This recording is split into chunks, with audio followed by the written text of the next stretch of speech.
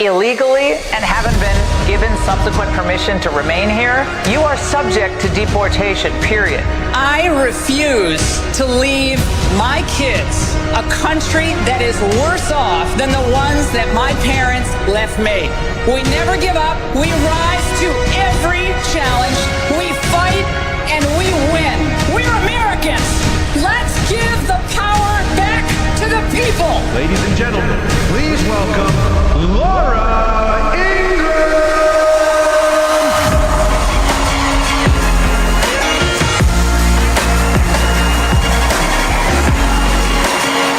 Oh, you guys. How are you? Look at this. Hi, everybody. I don't know. I just was teasing Pete Hegseth about not shaving before he came here out back there. That was great. It was great to see him. This is like old home week here at Turning Point USA. So the administration has Hegseth. Okay, they have Duffy. They have Judge Jeanine. Okay, Tulsi Gabbard. Right? We got all these Fox people. I'm feeling a little left out here. Like, is there anyone left at Fox at this juncture? I was thinking about so many things on my way down here today, but I was really thinking of how great is it that we have like 30-year-old technology, which, you know, we showed when we dropped those bombs in Iran, those bunker busters just did the work against what's dangerous and what's evil. How amazing is we have that? And I thought to myself, yeah, but we already have a weapon against things that are dangerous and evil. He's called Charlie Kirk. I mean, talk about a bunker buster. I mean, Kirk has been doing this for years and years and years. And look at this. This is like the greatest party going on here. And I hope everybody's ready to have a lot of fun this weekend, because you have an incredible lineup of patriots. You're patriots, but the people speaking are all doing their part. And it's just such an awesome experience to be here for just a part of it. I was also thinking about something else, especially when I saw Pete. Obviously, Pete, we got Marco Rubio, we have Scott Bessent, we have J.D. Vance. I'm not doing a straw poll. I didn't mean to do it that way. As a straw poll, it sounded like it. But they had Tony Blinken, Lloyd Austin, and Kamala Harris, okay? Do you remember poor old Tony Blinken, that first time he was sitting across from the Chinese? I think he was in Alaska. It was the first big meeting he had with the Chinese. He had to get an extra set of Depends, because the Chinese were like looking at him and saying, no, that's not how it's going to go for us at all, Tony. He was dying. And then poor old Lloyd Austin, God bless him, he was missing for 2 weeks and no one even knew. Remember, he was like getting treatment in the hospital. God bless him. But the Biden administration didn't even know he was gone. Can you imagine if President Trump, like, just suddenly, Marco Rubio just wasn't around for 2 weeks? That would never happen, because Donald Trump actually believes that when you're here to do a job, you got to do the darn job. All right? It's called responsibility. And the responsibility is to the American people. Now, I also have something I have to acknowledge before we get into the remarks tonight, and this is very serious. I want to acknowledge that we're all standing and sitting on stolen land. The proud Tocobaga tribe, Indian tribe, lived here, hunted and gathered here from 900 AD to the early 1600s. So, tonight we should all be ashamed of ourselves, and each of us, I want you to dig deep, each of us needs to make a donation to Elizabeth Warren.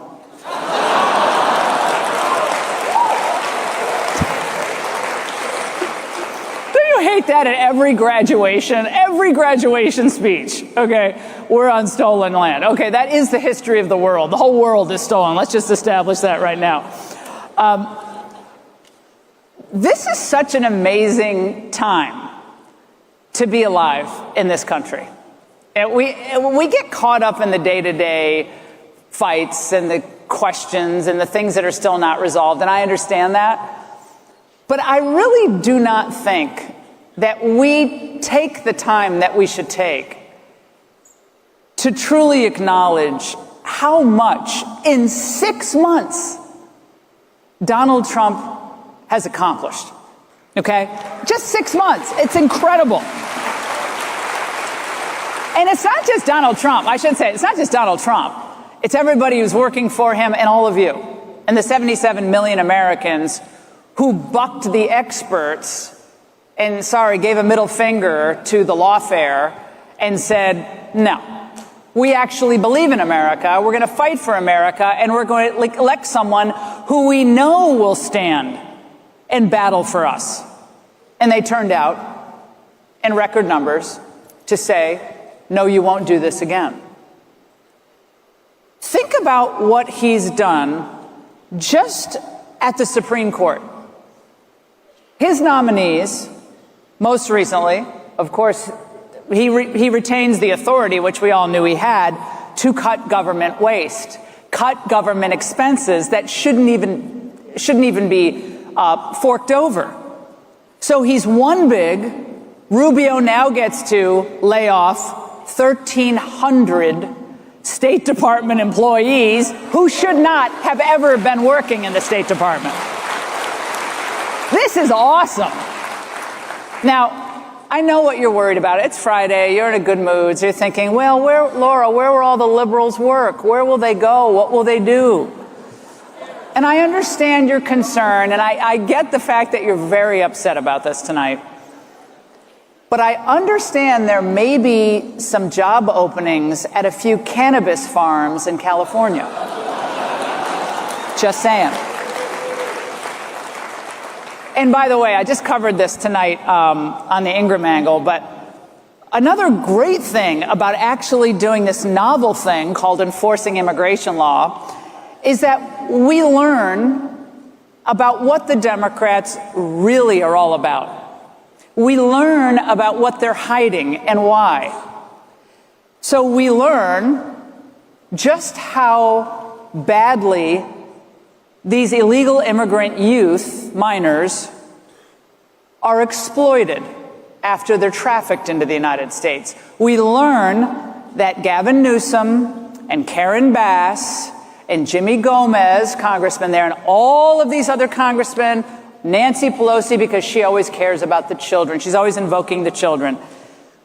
We now know that not only do they not care about the children, they are completely fine and complicit in subsidizing the cartels that are getting paid by the slave wages that are made in these farms. Because guess what? A lot of this money goes back to the cartels to pay the debt that these young migrant youth owe the cartels. So by allowing these agri scams to continue and these food processing plant scams to continue, guess what the Democrats are allowing for? The exploitation of children. The use of children to keep this corrupt scam of low wages and the new indentured servant class going. So they're not worried that we have kids as young as 14 years of age working 13, 14 hours a day at a cannabis farm or at a pork processing plant. They don't care about those children. They only care about the children when they can use the children to make political points. You're separating families. Because last time I checked, criminals were separated from their families every day of the week, every hour of the day, every second of the day in this country and in the Western world. But you're separating children. We care about the children. No, they do not. Donald Trump today actually talked about the children, not just the children who were tragically lost. One of the most horrific natural disasters our country has seen, which is these floodings in Texas. Not only does his heart break for them, But what we see and what we now know, beyond a doubt, is that Donald Trump cares more about protecting these kids than the liberals ever will. Ever will.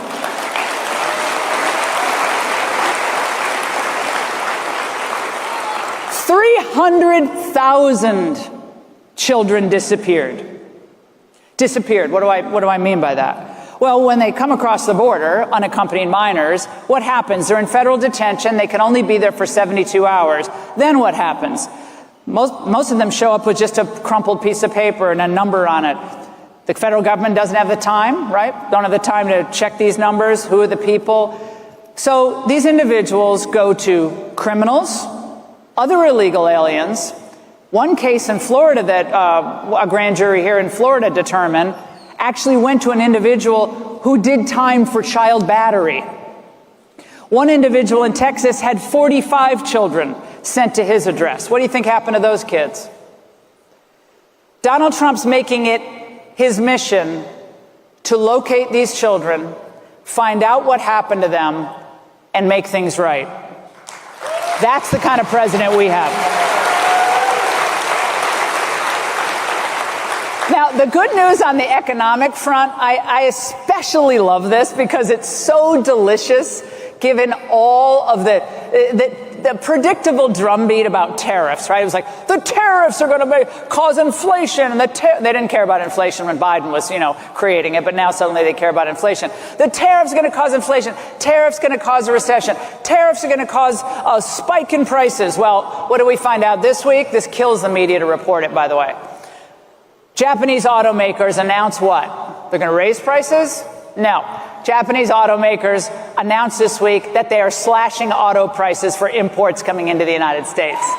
Now, why are they doing that? Why are they doing that? They're doing that because the tariffs make them force them to be competitive. They can't pass on the cost to the consumers because we're not going to pay that, right? So they have to cut prices. That's just one of many examples. And then today, late today, it's so great on a Friday, because sometimes Fridays, news cycles aren't so great, but today was great. So Scott Bessent announces, with that kind of wry smile he has, which I love, Scott Bessent announces, well, it turns out that in June of this year, we have a $27 billion surplus in the United States. Surplus.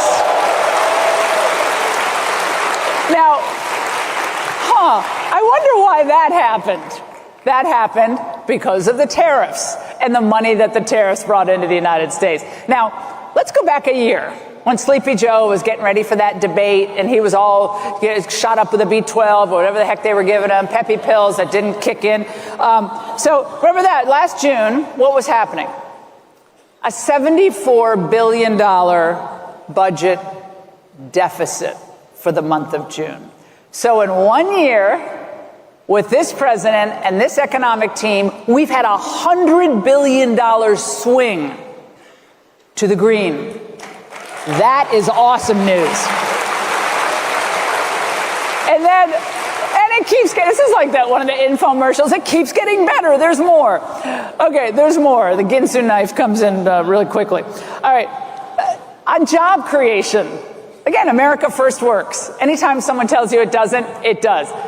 So for job creation, last year, jobs created in the Biden administration, only 52% went to native-born Americans, okay?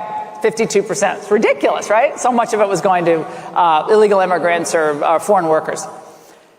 From January to the end of June, 100% of the new jobs went to native-born Americans. Awesome. Love it. It's so great. All right. And, I know you're sad to hear this, but foreign jobs, 550,000 of those were lost to foreign workers. That's a good thing. Like, those jobs are going to Americans now, so it's all good. And this could be the best news, or among the best news. Since the rise of Kami Mamdani, because that's good news. I mean, that is good news. In a hypothetical Senate primary matchup in Texas, the leading candidate is someone who hasn't even entered the race, the Democrat primary side, Senate race. Jazzy Crockett gets 35% of the vote. Jasmine. Now, why is that great? Because it tells us that the Democrat Party is so far left, it's left America. They're gone. So we have New York ready to embrace full-fledged communism with price controls, communes, not private property, abolish the police, all of that. If what he's saying is true, I mean, he could be like an Obama and just be kind of saying that, and he'll do kind of Obama stuff. So he could be doing a whole shell game on this. We don't really know. But we do know that young people who are traditionally calling themselves Democrats are really now socialists. And this is spreading in blue cities across the country. This is good news because it tells us they are totally out of ideas. I mean, we've seen this, right? We know how this story ends. We know how socialism ends: death, misery, suffering. And we certainly know how communism ends: the loss of freedom, the loss of real free enterprise, and obviously persecution, the end of free speech. Basically what we're seeing in Europe right now, like the end of free speech. But that's where the Democrat Party is going. So they're so bollocksed up by Trump and America First and real populism, I honestly think they don't know what to do. Do you all agree with me? They're really lost. They don't know what to do. When you see Hakeem Jeffries asked about Mamdani, and you can see he kind of is like, oh my God, this could sink us, but if I say this, it'll tick them off, and then all young people will be mad. And so all he can say is, well, we have a big tent party. We have a big tent party. They kicked the pro-lifers out of the Democrat Party how many years ago? Are there any pro-life Democrats left in the United States? I don't think so. There's a lot, while all this good stuff is happening, there is a lot, and we're not gonna like everything. There's a lot that's kind of bubbling under the surface, and I know you know what I'm talking about. So I'm going to ask a few questions to all of you. How many of you are satisfied? You can clap. Satisfied with the results of the Epstein investigation? Clap.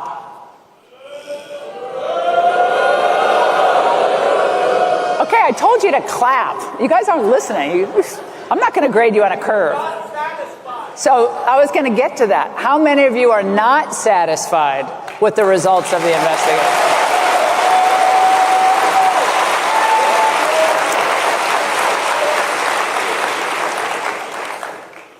It looks like it's going to be, and now this is like the who's going to be off the island first, right? This is who's going to be voted off the island first. And I don't know what to believe on that. I've been around Washington long enough to know a lot of these infighting stories. A lot of them are overblown, and all these people are friends of mine. So I want to get the family back together because Lord knows we have enough on the outside coming at us. But Pam Bondi and of course Dan Bongino, who I adore both of them. I just want to say that for the record. But there's some family disagreement going on there. But I think the one thing we all have to certainly agree on is that clarity of presentation and clear expectations have to be set. So we need don't exaggerate what you don't got, and don't overpromise and underdeliver. It's probably pretty important that we remember that lesson right now. But if crimes were committed against children, and we know who was committing crimes against children, those people have to rot in jail.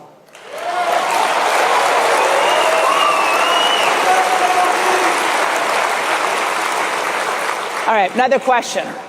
How many of you are happy that we are continuing to send weapons to Ukraine? Start clapping. I'm with you on that. How many of you are in favor of carve-outs from the concept of mass deportation for agriculture or hospitality? Are you for those carve-outs?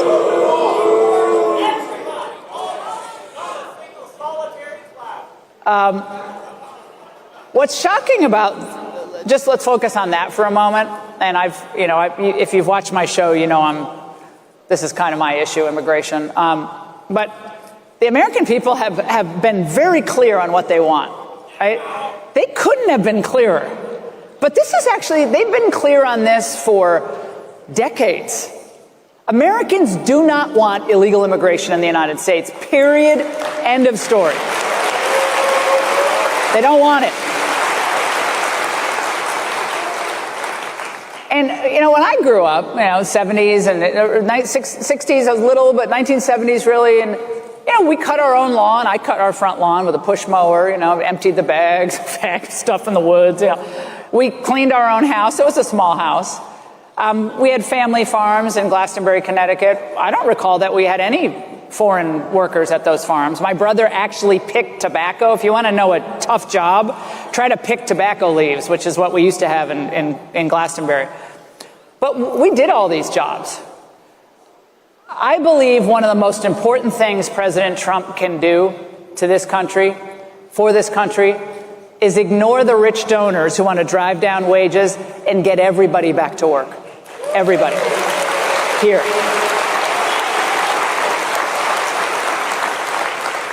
Do you guys agree with me that your most important lessons learned as a young person, and as a young adult, I think, were the toughest jobs and in many ways the most menial jobs? Do you agree with me? Was for me. I picked blueberries, I picked apples, I mowed lawns, I delivered newspapers, I cleaned houses, I cleaned toilets. But all of us benefit from doing the work of day-to-day life. And I think this idea that, our kids should go do this camp and that camp, that's fine. Camp is great. I went to 2 weeks for a camp once. And, my kids have gone to some camps. But I think America has to get back to first principles. Young people work for what they have. Older people should be respected, cared for, and kept close to their families, not shelved away in some facility. We should celebrate and encourage big families again, families that are vibrant, open to children, and happy for what God provides. These are simple lessons that I learned as a child. And it kind of goes back to fairness and just common sense and all the homespun wisdom we all kind of grew up with. But I truly believe that when we see the promise of just the first 6 months, Trump is just getting going, mind you, just getting going. You see the promise of the first 6 months. Think about what we, as free and courageous and hardworking and united people, God-fearing people, think about what we can accomplish. We can accomplish unbelievable things for America because the other side, and sadly there is another side, is interested in destruction. They're interested in tearing down our history. They're interested in making us fearful of standing up for what we believe. They're interested in attacking law enforcement and shaking the young people's faith in fundamental American institutions. We must not let that happen. We cannot let that happen. From how we treat our police, ICE, judges, congressmen, senators, doctors, everyone who has earned his or her right to have a profession or to have a job. Treat people with respect. We must get back to that.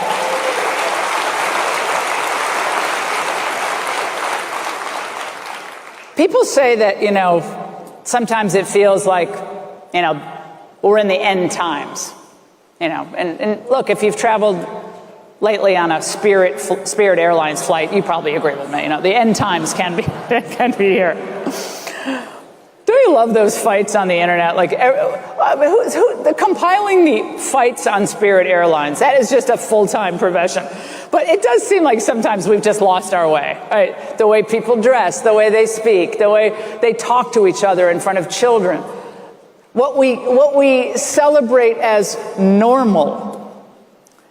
But it's really not. I mean, every generation has to fight and stand up all anew for what is good and what is beautiful and what is correct and what is America, for our history, for the truth, for understanding. I mean, we all have to do it. I mean, it's not like no one gets out of here with an easy go. That's not what the Bible says. The Bible doesn't say, you're going to be born and life is going to be easy. What we believe, and even if you don't believe in the Bible, what we believe is most of life is a struggle. But being the happy warrior that President Reagan, for whom I used to work, actually taught us is really the right way to go. And do you notice how generally really happy Donald Trump is now? You notice?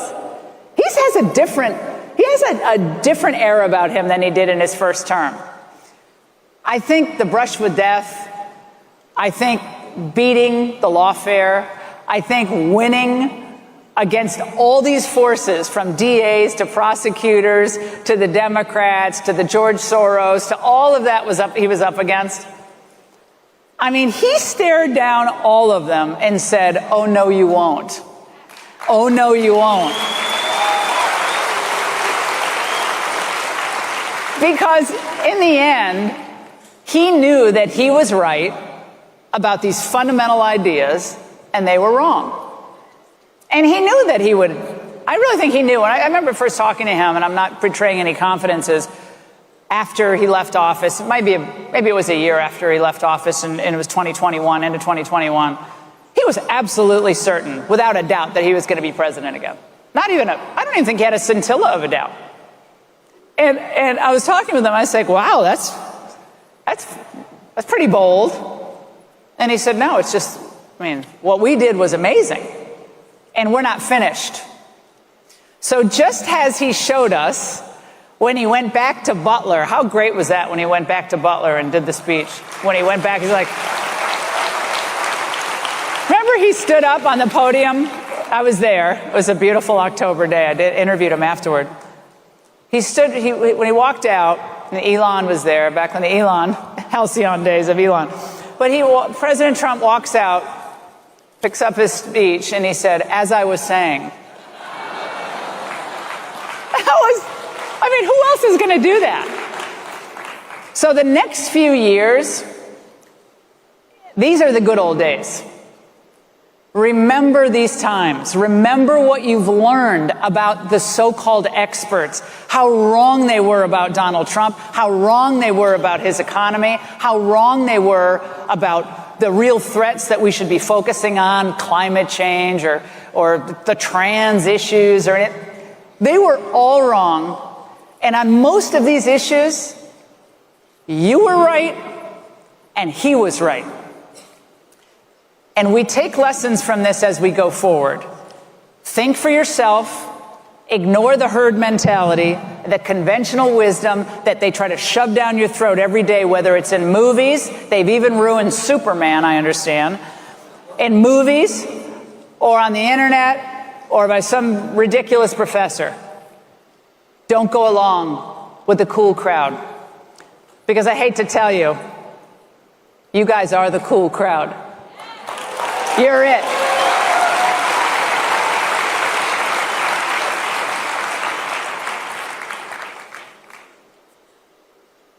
When we look back on 2024, and when historians, and they will write about this, they're not going to have much to say about old Joe Biden, except maybe the beach chair won his last encounter with Biden. They're not going to have much to say, like he dropped out after one debate. I'm talking about 100 years from now. Biden will be forgotten. Obama he was kind of charismatic, hope and change, first African-American president. They'll remember that. Reagan will be remembered. But they are going to remember this moment and this era as the era and the movement that reclaimed America. Remember this. Everybody, thank you so much. Great to see you. Have an amazing time. And thank you for watching. See you guys. Thank you so much.